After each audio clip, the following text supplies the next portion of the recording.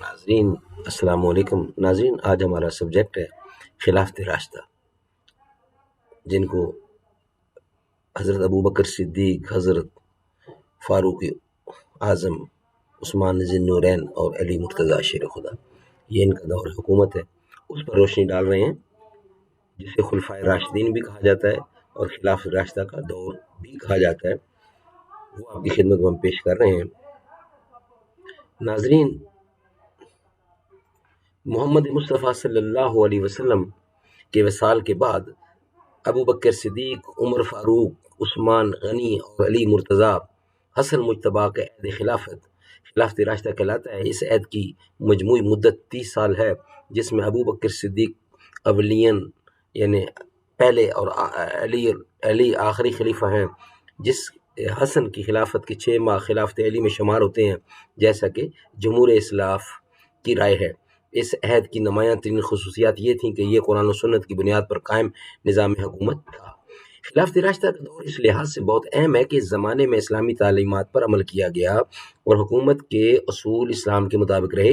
یہ زمانہ اسلامی فتوحات کا بھی ہے اور اسلام میں جنگ جمل اور جنگ صفین جیسے واقعات بھی پیش آئے۔ جزیرہ نما عرب کے علاوہ ایران، عراق، مصر، فلسطین اور شام بھی اسلام کے زیر نگین آ گئے۔ شیعہ خلافت راستہ کو تسلیم نہیں کرتے۔ ان کے نزدیک رسول اللہ کے جائز اور اکلوتے جانشین صرف حضرت علی تھے اور وہی پہلے امام اور حقیقی خلیفہ ہیں۔ اہل تشیع میں خلافت کی بجائے امامت کا تصور پایا جاتا ہے۔ خلافت امامت کا چھوٹا حصہ ہے۔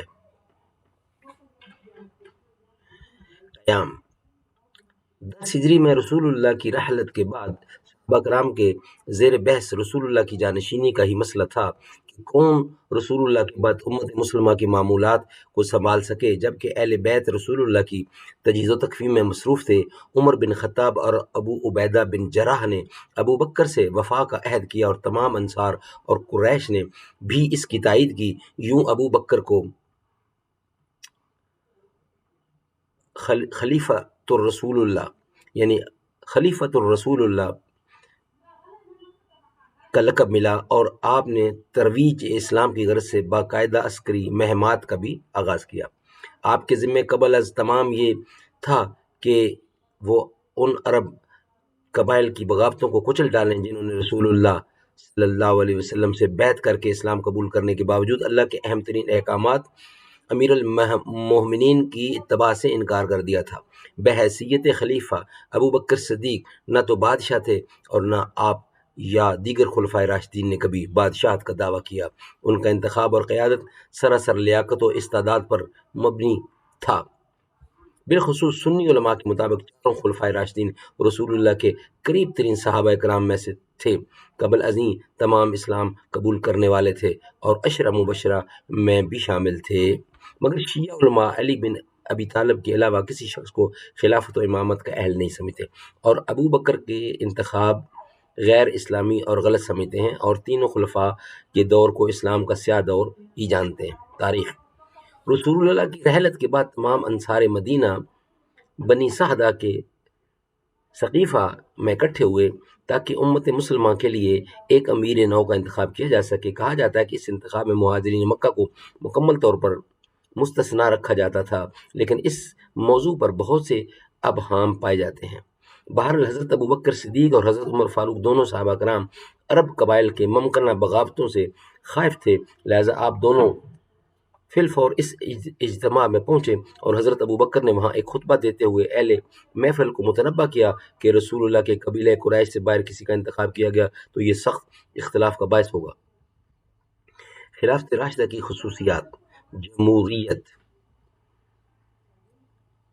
اس دور کی پہلی خصوصیت جمہوریت تھی۔ حضرت ابوبکر صدیق سے حضرت علی تک کی خلافت کے لیے نامزدگی میں جمہوری روح کارفرما تھی۔ ان میں کوئی خلیفہ ایسا نہ تھا جس کو امیر مقرر کرنے میں مسلمانوں کی عام رائے اور مرضی شامل نہ ہو یا جسے مسلمانوں پر زبردستی مسلط کر دیا گیا ہو۔ سقیفہ بنو سعدہ میں مسلمانوں کا حضرت ابوبکر کو نامزد کرنا، حضرت عمر فاروق کے لیے حضرت ابوبکر کی تمام صحابہ کرام سے رائے لینا اور مسلمانوں کا ان کے لیے متفق ہونا، حضرت عمر فاروق کی 6 صحابہ کرام کی کمیٹی میں حضرت عثمان کے خلافت کے لیے متفق ہونا اور حضرت علی سے مسلمانوں کا خلافت کا بار اٹھانے پر اصرار، یہ تمام طریقے اسلامی سلطنت میں خلیفہ کے انتخاب کے لیے جمہوریت کے انتہائی اعلیٰ اور واضح مثالیں ہیں۔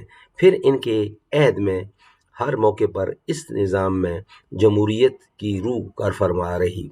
یہ ہمارا دوسرا ویلاگ تھا۔ نیکسٹ ویلاگ میں انشاءاللہ شورا کا ذکر کریں گے، عوام کے حقوق، عدل و انصاف اور خلافت راشدہ، فلاحی ریاست، حکام اور اعمال کی باز پرش خلفاء کا کردار، دینی حکومت، اور انشاءاللہ یہ ساری چیزیں نیکسٹ ویلاگ میں آپ کی خدمت میں پیش کی جائیں گی۔ یہ چونکہ بڑا ہے سبجیکٹ، اس لیے اس کو یہاں ختم نہیں کیا جا سکتا، بلکہ آپ کی خدمت میں نیکسٹ ویلاگ میں پیش کیا جائے گا۔ السلام علیکم۔